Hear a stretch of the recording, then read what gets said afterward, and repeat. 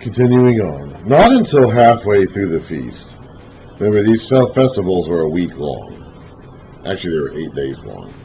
Because the festival ended it started on the first day of the week and then ended the following first day of the week. Not until halfway through the feast did Jesus go up to the temple courts and begin to teach. So about halfway through the week. The Jews were amazed and asked, "How did this man get such learning without having studied? He never apprenticed under a rabbi. He never went through the official educational channels. So how did this man become so..." We read this in the other Gospels too, that everybody was amazed at how much he taught with authority and how his teaching rang true. We saw earlier, well actually no, we're not. We're going to read a little bit here about how even the temple guards were just like, no one ever talked like this before. We couldn't do anything to this guy. So Jesus answered. So here is his explanation to this question. How do you know all this stuff? My teaching is not my own. It comes from him who sent me.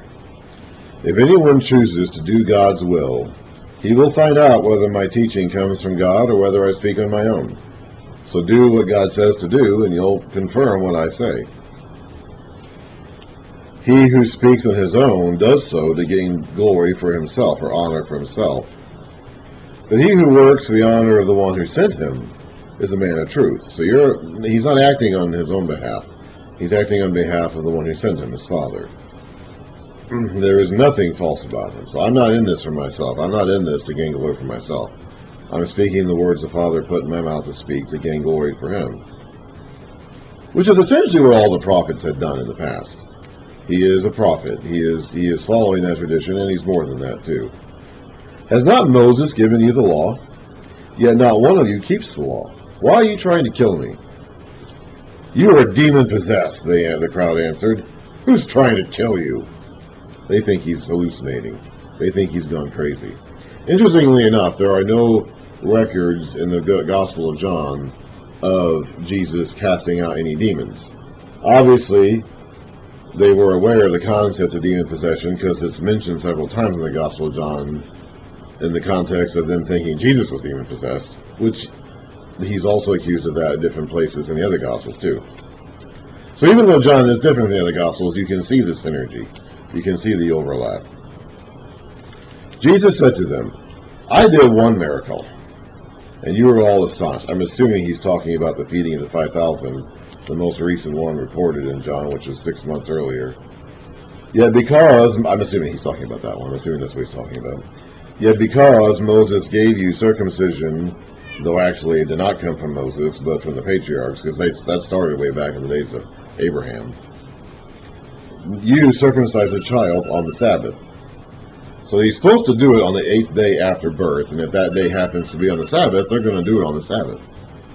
I did one miracle, and you were all astonished. Yet because Moses gave you circumcision, though actually it did not come from Moses, but from the patriarchs, as it started with Abraham back in Genesis 17, you circumcise a child on the Sabbath, meaning that you're not supposed to work on the Sabbath, but you're supposed to circumcise your baby boys on the 8th day after they're born. So if that happens to be on the Sabbath, if it had just so happens that the child's 8th day of life is a Sabbath day, you're going to circumcise that child even though that's technically violating the Sabbath. Now, if a child can be circumcised on the Sabbath so that the law of Moses may not be broken, why are you angry with me for healing the whole man on the Sabbath? So he's talking about some other miracle, not the feeding of the 5,000. He's talking about, I guess, the healing of the guy with the mat in chapter 5. Because that happened on the Sabbath. Or something else, because we know that whether in the Gospel of John or elsewhere in the Gospels, we know that he did this a lot on the Sabbath and they did not like it. Stop judging by mere appearances and make a right judgment. Yes, I'll have to edit that video someday in the future, probably 2 or 3 years from now, whenever I finally get around to uploading it. This is August 13, 2024, just after 1 o'clock p.m. Someday in the future, I'll edit this video and then upload it. Who knows when that'll be, though. I mean, right now, I have no idea. At that point, some of the people of Jerusalem began to ask, isn't this the man they're trying to kill? Here he is, speaking publicly, and they are not saying a word to him. Have the authorities really concluded that he is the Christ, the Messiah? But we know where this man is from. When the Messiah comes, no one will know where he's from. Now that isn't necessarily true, okay? We read in the Gospel of Matthew that when Jesus was born, or the Magi came asking about him, the born King of the Jews, and they consulted the priests, and they knew exactly where to look.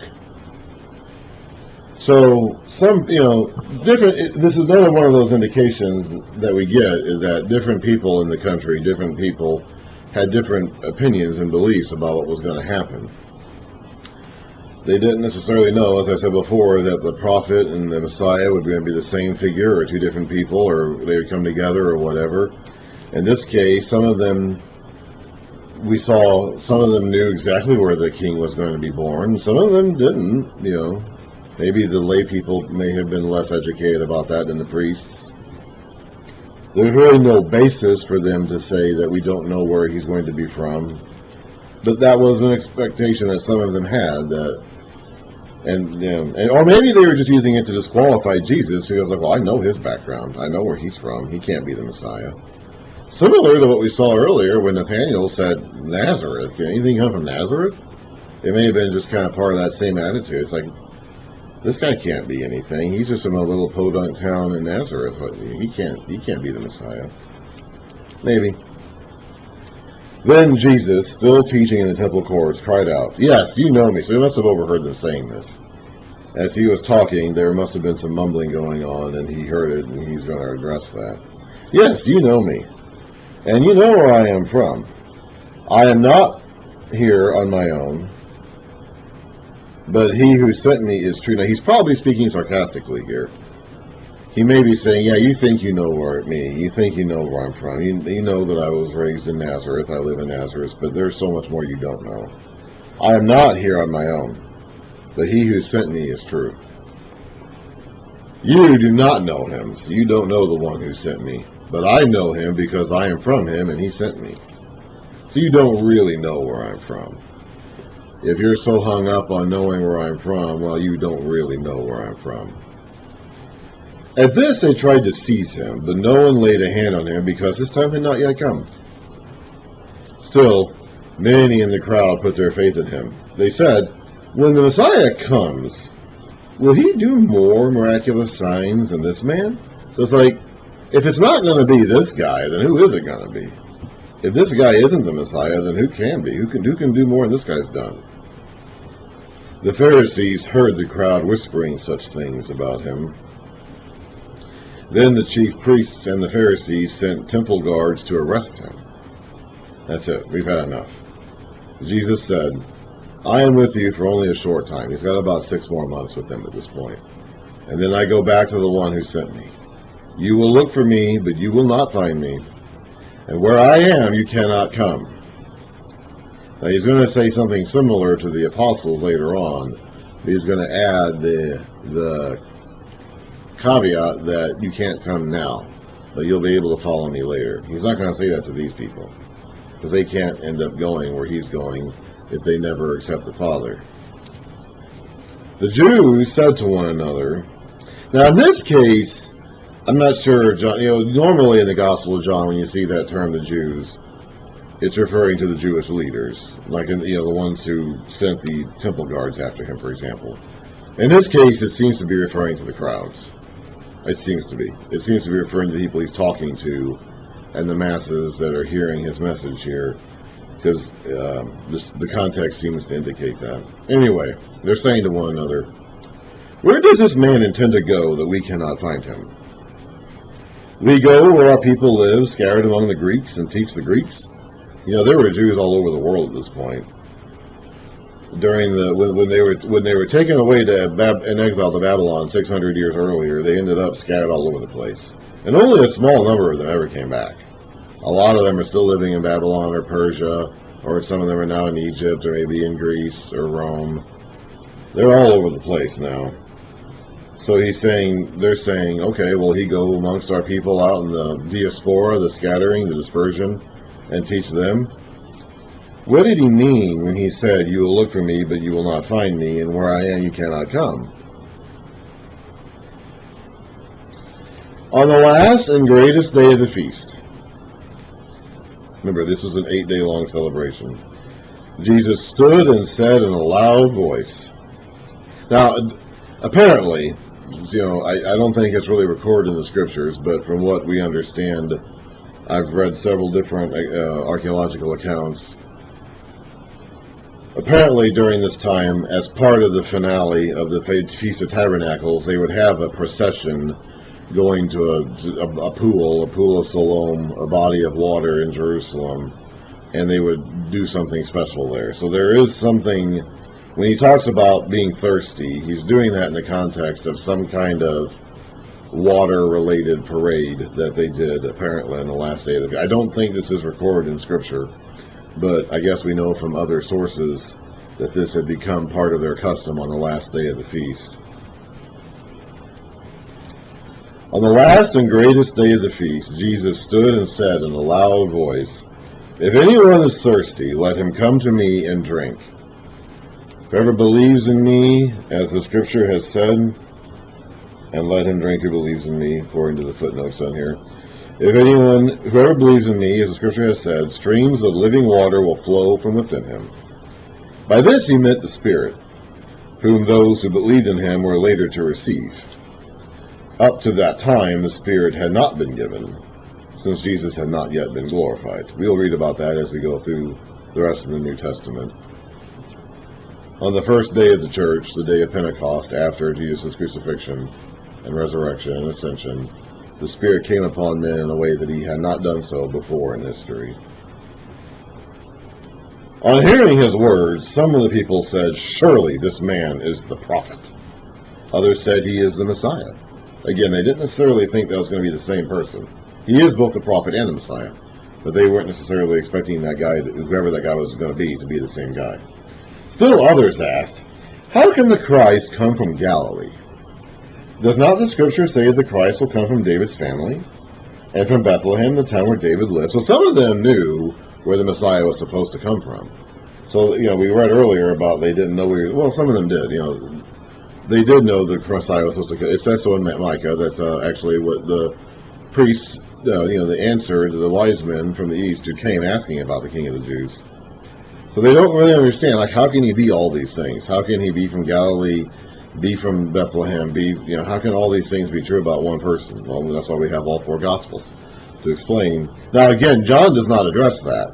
This is yet another one of those instances where John brings this up, because he's assuming his readers already know how to reconcile all this. Jesus is from the line of David. His father and mother were both descendants of David. They went back to the town of David to register for the census, that's according to Luke, and that he was born while they were there. Then they fled, according to Matthew, went down to Egypt, came back up out, settled in Nazareth, and he was raised there. So all these things are true about him simultaneously. And John does not record any of that information, but expects us as readers, or his listeners, his audience, to already know that because the information has already been revealed in the other Gospels. Thus the people were divided because of Jesus. Some wanted to seize him, but no one laid a hand on him. Finally, the temple guards went back to the chief priests. So they were there apparently for this. They heard all this. This is the last day of the feast. So I guess they were looking for him for a few days. And finally, they went back to the chief priests and Pharisees, who asked them, "Why didn't you bring him in? There should be a person in between you, secured and hopeless and ready to be stoned. Why isn't he with you? Why don't we have a criminal in handcuffs here in front of us?" "No one ever spoke the way this man does," the guards declared. "You mean he's deceived you also?" the Pharisees retorted. "Has any of the rulers or the Pharisees believed in him?" "No, but this mob that knows nothing of the law, there's a curse on them." Nicodemus, so they're frustrated. They're tearing their hair out now. It's like, "Argh! Even you got it? He even got to you? You were supposed to go there and get this guy and bring him back here so we could kill him. And you just came back empty-handed? You just stood there and stared at him? What are you doing?" Nicodemus, who had gone to Jesus earlier and who was one of their own number, asked, Does our law condemn anyone without first hearing him to find out what he is doing? So he thinks they should put the brakes on this. He's thinking, I don't know if we're right about this, guys. They replied, Are you from Galilee too? Look into it, and you will find that a prophet does not come from Galilee. So now they're showing their true colors. They're just lashing out at anybody. Some prophets did come from Galilee. You can look back at that and some of the prophets of the past.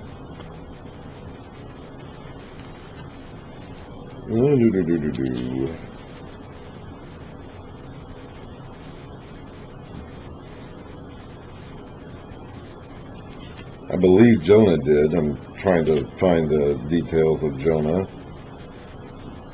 Off the top of my head, I don't quite have that information available. But, so it's not true that no prophet comes from Galilee, but they're just so frustrated and fed up that they're just lashing out at anybody. Now we're going to skip down to chapter 8, verse 12, like I said. When Jesus spoke again to the people, he said, actually, you know what? We better go ahead and start a new video now. This one is kind of weird, too, because it got interrupted by that visit, that interruption out there, which I'll have to edit later. But yeah, we better go ahead and start a new video.